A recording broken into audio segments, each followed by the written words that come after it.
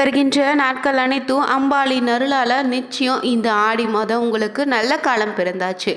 ஆடி மாதத்தில் பார்த்தீங்கன்னா முன்னோரின் சாபத்தை நீக்கி மகிழ்ச்சியை தேடி தரக்கூடிய ஆடி முதல் செவ்வாய் நாள் பார்த்தீங்கன்னா வளர்பிறை அஷ்டமி நாளோடு இணைந்து வந்திருக்கு. இந்த நாளை எப்படி வழிபட்டால் நமக்கு சிறப்பான பலன் கிடைக்கும். மேலும் இந்த நாளுக்கு பார்த்தீங்கன்னா செவ்வாய் பகவானுக்கு அதிபதியான முருகப்பெருமானுக்கு உகந்த நாளில் எந்த முறையில் பார்த்தீங்கன்னா தீபம் ஏற்றி வழிபட்டால் முழு பலனும் கிடைக்கும்னு பைரவரை இந்த நாளில் எந்த முறையில் வழிபடலான்னு தெரிஞ்சுக்க வீடியோவை கடைசி வரைக்கும் ஸ்கிப் பண்ணாமல் பாருங்கள். மேலும் புதியவராக இருந்தீங்கன்னா மறக்காமல் சப்ஸ்கிரைப் பண்ணிவிட்டு கூடவே இருக்க பெல் பட்டனை கிளிக் பண்ணிக்கோங்க. லைக் பண்ணுங்கள், ஷேர் பண்ணுங்கள், கமெண்ட் பண்ணுங்கள். தனிப்பட்ட முறையில் உங்கள் வாழ்க்கையில் ஏற்படக்கூடிய ஜாதக ரீதியான பிரச்சனைக்கு வீடியோவில் டிஸ்கிரிப்ஷன் கீழே ஜோதிடர் நம்பர் கொடுத்துருக்கோம். அந்த நம்பருக்கு நீங்கள் கால் பண்ணி தெரிஞ்சுக்கலாம். வாங்க வீடியோக்குள்ளே போகலாம். நினைத்த காரியத்தை நினைத்தபடி நடத்தி வைக்கக்கூடிய அற்புத நாள் பார்த்திங்கன்னா இந்த செவ்வாய்க்கிழமைங்க. இந்த செவ்வாய்க்கிழமை பார்த்திங்கன்னா ஆடி மாத ஆன்மீக வழிபாட்டுக்கு அம்மன் வழிபாட்டுக்கு ரொம்பவே சிறப்பான மாதமாக இருக்குது. அம்மனை வழிபாட்டோடு முன்னோர் வழிபாட்டினை மேற்கொண்டாலே இந்த மாதம் பார்த்திங்கன்னா தெய்வீக அருளோடு நிச்சயம் முன்னோர்களின் ஆசையும் உங்களுக்கு பெற்று தரும். பலவிதமான தோஷங்கள் துன்பங்களில் இருந்து விடுபடுவதற்கு ரொம்பவே சிறப்பான மாதம் இந்த ஆடி மாதம். அம்மன் கோவில்களில் ஆடி செவ்வாய், ஆடி வெள்ளி, ஆடி ஞாயிறுன்னு நாட்களில் கோவில்களில் சிறப்பு பூஜைகள் நடத்துவாங்க. ஆடி மாதத்தில் வரக்கூடிய வெள்ளிக்கிழமை போல் இந்த ஆடி செவ்வாய்க்கிழமை ரொம்பவே சிறப்பான நாளுங்க. இந்த ஆடி செவ்வாய்க்கிழமை நாளில் ராக காலத்தில் நீங்கள் துர்கையை வழிபட்டால் எப்படிப்பட்ட பிரச்சனையாக இருந்தாலும் சரிங்க, துன்பமாக இருந்தாலும் தீர்ந்து விடுன்னு சொல்லுவாங்க. ஆடி மாதத்தில் வரக்கூடிய ஒவ்வொரு செவ்வாய்க்கிழமையும் ஒவ்வொரு விதமான பிரச்சனை தீர்க்கக்கூடிய சக்தி வாய்ந்த நாளுங்க. இந்த நாட்களில் அம்மனுக்காக விளக்கேற்றி வழிபட்டிங்கன்னா அம்மனின் அருள் மட்டும் இல்லைங்க. செவ்வாய்க்கிழமை பொதுவாகவே நவக்கோள்களில் செவ்வாய் கிரகத்தின் ஆதிக்கம் கொண்ட நாளாக இருக்குது. இதனால் வீடு, நிலம், சொத்து, கடன் காரணமான கிரகம் தான் இந்த செவ்வாய் பகவான். அதே போல் கடன், ரத்தம் தொடர்பான நோய்களுக்கு காரணமானவராக இருக்கார். இவரே குறிப்பதால் இந்த நாளில் வழிபடுவது சிறப்பான பலன் உண்டு. அது மட்டும் இல்லை, இந்த நாள் முருகப்பெருமானுக்குரிய செவ்வாய்க்கிழமை நாளை இணைந்து வந்திருக்கு. இந்த நாளில் முருகப்பெருமானை வழிபட்டாலே நிச்சயம் நீங்கள் நினைத்த காரியத்தில் வெற்றி உங்களுக்கு உண்டுங்க. அதிலும் இந்த ஆடி செவ்வாய்னா அம்மனுக்கும் முருகனுக்கும் உகந்த நாள். இந்த ஆடி செவ்வாயில் முருகனையும் அம்மனுக்கு தீபம் ஏற்றி மனமுருகி வேண்டி கொண்டாலே நிச்சயம் வீட்டில் இருக்கக்கூடிய கஷ்டங்கள் நீங்கி மங்கள நிகழ்ச்சிகள் நடக்கும். இந்த ஆடி மாதத்தில் வரக்கூடிய வளர்பிறை அஷ்டமி பார்த்திங்கன்னா ரொம்பவே சிறப்பான நாளுங்க. இந்த நாளில் செவ்வாய்க்கிழமை வளர்பிறை அஷ்டமியாக இணைந்து வந்திருக்கு. இந்த நாளில் பார்த்திங்கன்னா விரதம் இருந்து பூஜை செய்வதன் மூலம் உங்கள் குடும்பத்தில் இருக்கக்கூடிய கஷ்டங்கள் நீங்கி செல்வம் பெருகிடுங்க, கடன் தீரும், ஆரோக்கியம் மேம்படும். இந்த நாளில் சிவாலயத்துக்கு சென்று கால பைரவரை வணங்குவதன் மூலம் உங்களுக்கு இருக்கக்கூடிய பண கஷ்டம், மகிழ்ச்சியின்மை போன்றவை நீங்கிடும்னு சொல்லலாம். ஆடி செவ்வாயில் அதுவும் வளர்பிறை அஷ்டமி என்று பெண்கள் காலையில் எழுந்து குளிச்சு பூஜை அறையில் அம்மனை நினைச்சு தீபம் ஏற்றி வழிபடுங்க. அதன் பின் பைரவ படத்துக்கு ஒரு அகல் விளக்கேற்றி செவ்வரளி பூ வைத்து வழிபடுங்க. நெய்வேத்தியமாக செவ்வாழைப்பழம் வைத்து இல்லைன்னா தேங்காய் உடைத்து கூட வழிபடலாம். கோவிலுக்கு போகக்கூடிய நேரத்தில் சிவப்பு நிற மலர்களால் செம்பருத்தி, செவ்வரளி, ரோஜா, அபிஷேகத்திற்கு மஞ்சள், குங்குமம், பைரவருக்கு சிகப்பு நிற துணின்னு வாங்கி கொடுக்கலாம். அதே போல் சிவன் கோவிலுக்கு சென்று அங்குள்ள கால பைரவருக்கு 108 1 ரூபாய் நாணயத்தை வைத்து அர்ச்சனை செய்து வழிபடலாங்க. இல்லை 8 1 ரூபாய் நாணயத்தை வைத்து அர்ச்சனை செய்து 8 அஷ்டலட்சுமியின் பெயரினே சொல்லி வழிபட்டால் சிறப்பான பலன் உண்டு. அடுத்ததாக முதல்ல 2 புதிய அகல் விளக்கை எடுத்து அதில் பார்த்திங்கன்னா நெய் ஊற்றி பஞ்சு திரியிட்டு விளக்கேற்றி வழிபடுங்க. இஞ்சி தீபம் இல்லைன்னா சுக்கு தீபம் ஏற்றி வழிபடலாம். சிறிய துண்டு இஞ்சியை துருவி எடுத்து செல்லுங்க. அகல் விளக்கில் நல்லெண்ணெய் ஊற்றி பஞ்சு திரி போட்டு அதில் கொஞ்சம் துருவி இஞ்சி சேர்த்து விளக்கேற்றினாலே போதுங்க. மேலும் இந்த 3 தீபங்கள் உங்களுக்கு விருப்பமான தீபத்தை ஏற்றி கால பைரவரை நினைச்சு வழிபடும் போது நிச்சயம் உங்களுக்கு இருக்கக்கூடிய கஷ்டங்கள் அனைத்தும் தீருங்க. இந்த ஆடி செவ்வாயும் அது வளர்பிறை அஷ்டமி என்று உங்கள் கஷ்டங்களை கூறி வழிபட்டிங்கன்னா அதற்கு மாறாக உங்களுக்கு செல்வம் செழிக்க வேண்டும், மகிழ்ச்சியாக இருக்க வேண்டும்னு சொல்லி வழிபடுங்க. ஏன்னா தேய்பிறை அஷ்டமியில் தான் கஷ்டங்களை சொல்லி வழிபட வேண்டும்.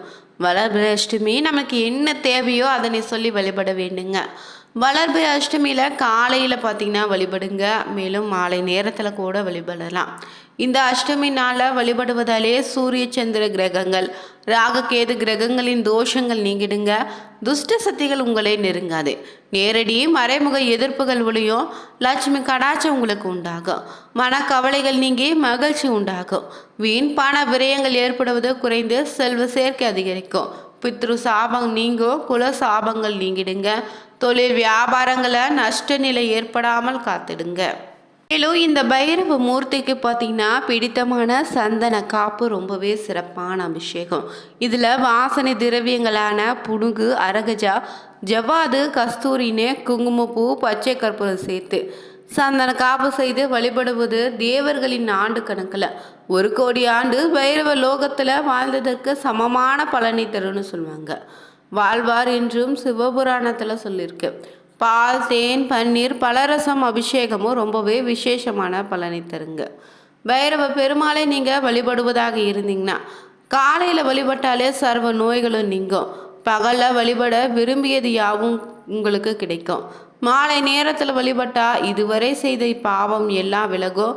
இரவு அதாவது அர்த்த ஜாமத்தில் வழிபட்டால் வாழ்க்கையில் நிச்சயம் எல்லா வளமும் மரணமில்லா பெருவாழ்வும் உங்களுக்கு உண்டாகும். நீங்கள் பைரவர் பெருமாளுக்கு சிறு துணியில் மிளகை சிறு மூட்டையாக கட்டி நல்லெண்ணெய் அகல் தீபத்தை ஏற்றி வழிபட எல்லா வளமும் உங்களுக்கு கிடைக்கும். தேங்காய் மூடியில் நெய் நிரப்பி தீபம் ஏற்றி வழிபடலாம். அதே போல் பூசணிக்காய் மத்தியில் 2ஆக பிளந்து அதனுள்ள எண்ணெய் இல்லைன்னா நெய் நிரப்பி தீபம் ஏற்றி வழிபடலாங்க. மேலும் பைரவருக்கு தாமரைப்பூ மாலை, வில்வ மாலை, தும்பைப்பூ மாலை, சந்தன மாலைன்னு அணிவித்து மல்லிகைப்பூ தவிர்த்து செவ்வரளி, மஞ்சள், செவ்வந்தி வாசனை மலர்களை கொண்டு அர்ச்சனை செய்து வழிபடலாம். அதே போல் பைரவருக்கு பிடித்தமான பார்த்திங்கன்னா சர்க்கரை பொங்கல், தயிர் சாதம், தேன், செவ்வாழை, வெள்ளை பாயாசம், அவல் பாயாசம்னு பார்த்திங்கன்னா நெய்வேத்தியமாக படைத்து வழிபட்டால் ரொம்பவே சிறப்புங்க. இந்த ஒரு நாள் பார்த்திங்கன்னா முருகப்பெருமானுக்கு உகந்த செவ்வாய்க்கிழமை நாளாக இருக்குது. அதனால் உங்களுடைய வேண்டுதல் எதுவாக இருந்தாலும் நிறைவேற 6 வெற்றிலைகளை பார்த்திங்கன்னா காம்பு கிள்ளி மஞ்சள் குங்குமம் தடவி நடுவே பார்த்திங்கன்னா பூக்கள் வைத்து 6 அகல் விளக்கில் பார்த்திங்கன்னா கிள்ளிய காம்பினை போட்டு தீபம் ஏற்றி மனதார முருகனுடைய மந்திரத்தை ஓம் சரவணபவ எனும் மந்திரத்தை 108 முறை உச்சரித்து வேண்டுதல் வச்சிங்கன்னா முருகனின் அருளால் நிறைவேறுங்க. தவறாமல் அருகில் இருக்கக்கூடிய முருகனின் ஆலயத்திற்கு சென்று வழிபடுங்க. இல்லை வீட்டிலே கூட வழிபடலாம். இந்த ஒரு நாளும் வளர்பிறை அஷ்டமின்னு சொன்னோம்.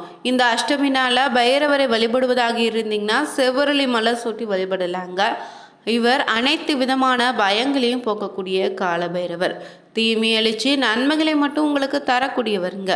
கால பைரவஷ்டகம் சொல்லி வழிபட்டிங்கன்னா செய்வினை கோளாறுகளை இருந்து விடுபட முடியும். நிச்சயம் நோய்கள் தீரும். வட மாநிலங்களில் சிலவற்றில் கால பைரவருக்கு மதுபானம் படைத்து வழிபடக்கூடிய வழக்கு இருக்குது. கால பைரவருக்கு மதுபானம் படைத்து வழிபட்டால் வாழ்க்கையில் ஏற்றம் உண்டாகணும்னு நம்புகிறாங்க. பைரவர் பார்த்தாங்க சிவன் கோவிலில் பார்த்திங்கன்னா கடைசியாக பூஜிக்கக்கூடிய ஒரு தெய்வம். சிவனின் அம்சம் நிறைந்த கால பைரவரை பார்த்திங்கன்னா பில்லி, சூன்யம், மாந்திரிகம் போன்ற தீய சக்திகளால் பாதிக்கப்பட்டவங்க, தீராத கடன் தொல்லையால் அவதிப்படுபவங்க, தொழிலில் வீழ்ச்சி, பொருளாதார சிக்கலில் சிக்கி தவித்தா கூட, நவகிரக தோஷங்கள், சனியின் பிடியில் சிக்கி செல்ல முடியாத துன்பங்களை அனுபவித்து வருபவங்களும், எதிரிகள் தொல்லையால் அவதிப்படுபவங்களும் கால பைரவரை இந்த தேய்பிறை அஷ்டமியில் வழிபடுங்க. சிறப்பான பலன் உண்டு. மேலும் இந்த ஒரு நாள் பார்த்தீங்கன்னா ஆடி செவ்வாய்க்கிழமையாக அமைந்திருப்பதால் அருகில் இருக்கக்கூடிய அம்மனின் ஆலயத்திற்கு சென்று அம்மனுக்கு நடத்தக்கூடிய அபிஷேகத்திற்கு தேவையான பூக்கள், பால், தயிர் போன்ற பொருட்களை வாங்கி தரலாங்க.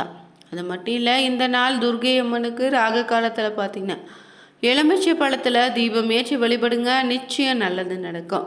அது மட்டும் இல்லை, இந்த ஒரு நாளில் பார்த்தீங்கன்னா உங்களால் முடிந்த அளவுக்கு பிறருக்கு உதவும் வகையில் அன்னதானம் அளிப்பது ரொம்பவே சிறப்பான பலன் உண்டு.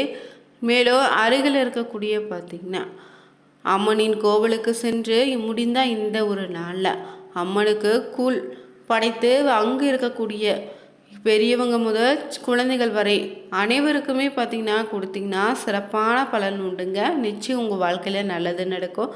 நீங்களும் வளர்பிறை அஷ்டமி என்று வழிபடக்கூடிய பக்தராக இருந்தீங்கன்னா ஓம் நமச்சிவாயா போற்றினே 3 முறை கமெண்ட் பண்ணிவிட்டு சேனலை சப்ஸ்கிரைப் பண்ணிக்கோங்க.